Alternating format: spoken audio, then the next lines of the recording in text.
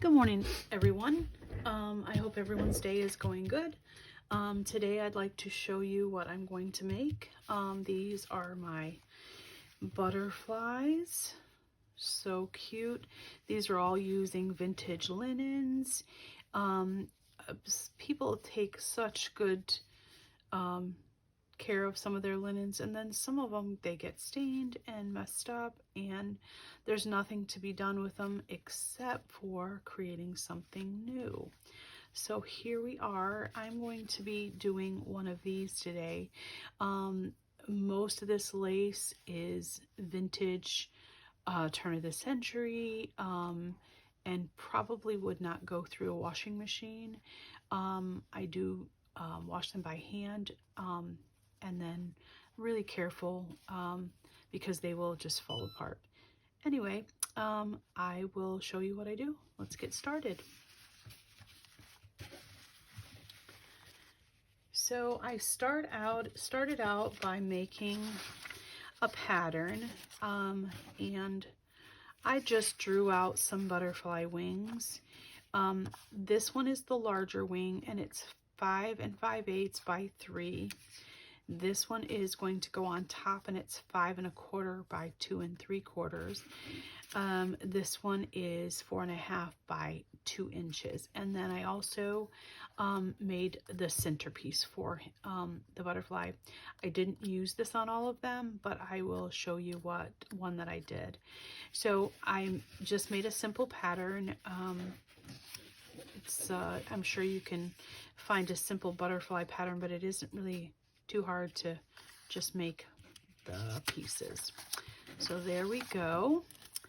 Then I'm rummaging through some of these vintage pieces of fabrics.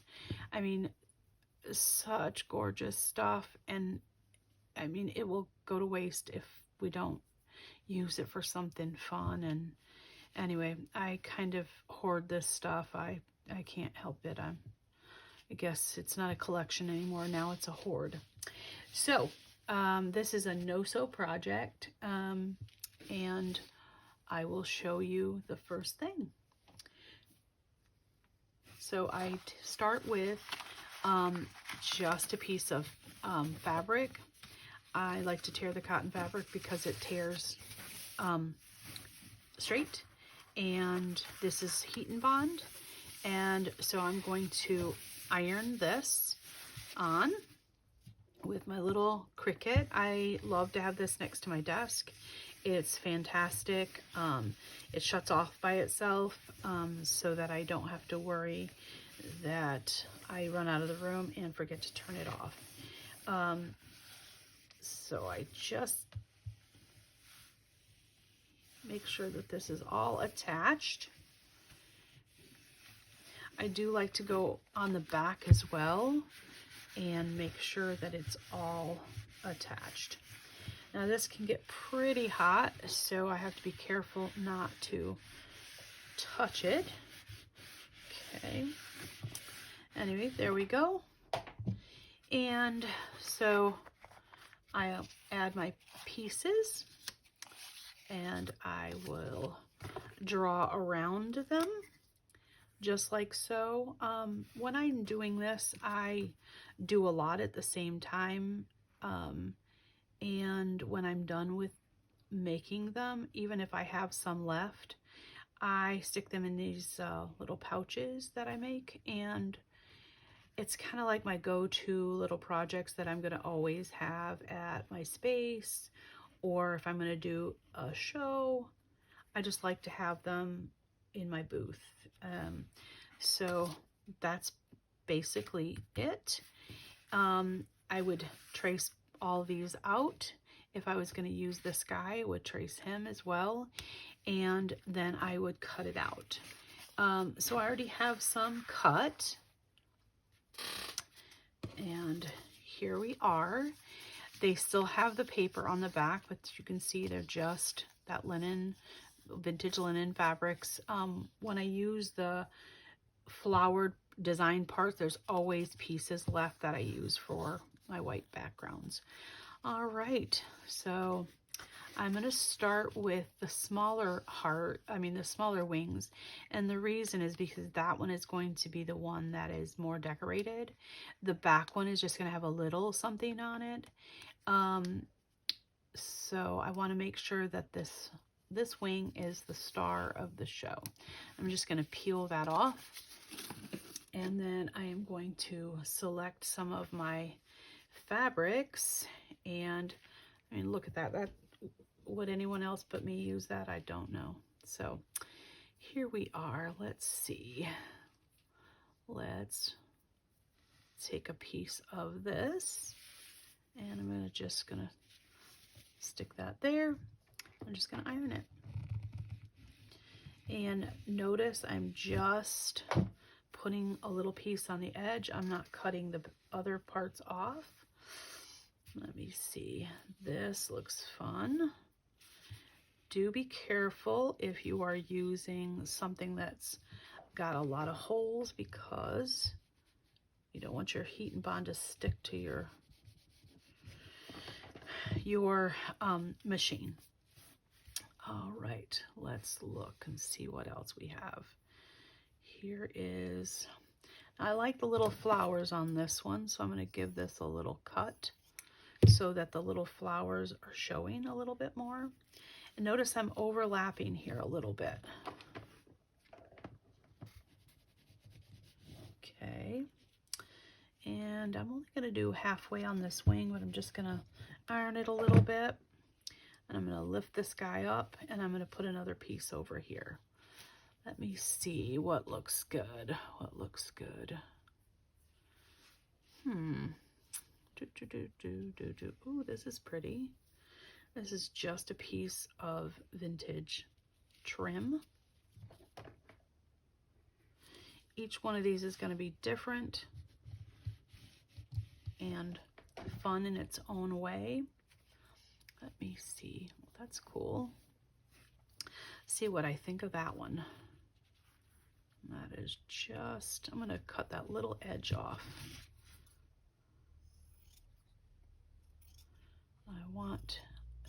When I put these together, I like to fray the edges a little bit, just to me overlapping a tiny bit. I'm just going to iron this on. I'm sure when you're watching this, you're thinking, this looks like a hot mess. I just ironed over a bunch of different things, but we're going to trust the process, and I'm going to pull this one up because this is the biggest one, and I'm going to just kind of chop it off to where, there we go. All right, clear these away. And I'm going to flip this over, see where it's all attached with the heat and bond. I'm just going to start chopping this off.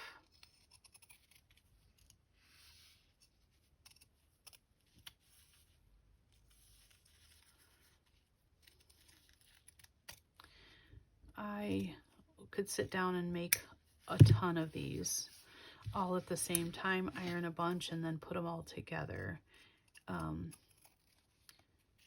Just because it's fun and because it's a no-sew project. I'll sit here and put a video on sometimes and just craft away. I'm very lucky at this point in my life to have a nice space to create in. So you see how these two are kind of overlapping? I'm going to just slice that back a little bit, and then I'm going to slice this one back. All right, and now we have this. I'm going to just press it one more time, making sure that it's all pressed down. And then what I like to do with the edges that I've added, I just like to squish them up, just pull some of those threads so that it is not perfect. I like the rustic. I like to make sure that it's all kind of like imperfectly perfect. Just the way I like it. Alrighty, and there we go. Super cute. All right, moving on to the next 2 pieces. This one could be just a solid plain piece. I'm going to use this. I mean, this is just a piece of really kind of janky stuff, but I think it'll look good as a background. Peeling this guy off. This is probably the trickiest part of it all.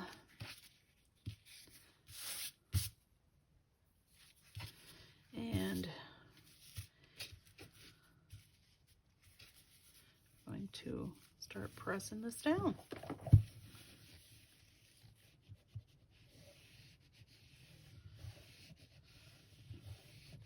Sometimes I tea dye these, sometimes they just don't come out after I've washed them. I'm going to go ahead and press this guy in place, and then I'll cut them both off. And I could completely do this with some solid pieces instead of the little bits, but I just think the little bits give it a really nice look. So let's pick some more. And I had some of this on the other one, so I think I'll put it on the opposite side. So that was there, and I'll just stick it on the opposite so it'll kind of give it some balance. Oh, this one's pretty. Just some Victorian kind of stripes. And another little piece of this. Better flip that over so I see that little flower. And let's put this guy in there and just iron them down.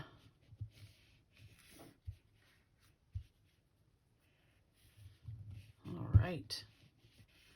I think you can see with this one a little bit better how I just throw this stuff on here. And then see how these are hooked together a little bit. I'm not cutting it completely off, just almost. And again here, just put my scissors under there and just slicing off, and then I'll flip it over and just cut the edges off. Once they're super tiny, they just go bye-bye. If I didn't have so much, I might try to figure out something, but they get too small and then I can't work with them. I make some little pins out of the same stuff. I just have to make sure when I make stuff with these vintage pieces that they are not going to get washed. They will not hold up in the wash. If you wash one of these, I'm sure it would shred apart. You see how that looks all nice? When I'm going to zhuzh that with my finger, make it all look, there's a little bit more to there.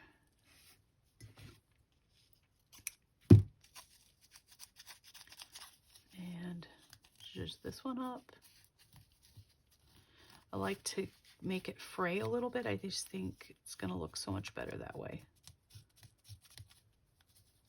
Adds to its coolness. All right, let's take a look at what this is going to look like.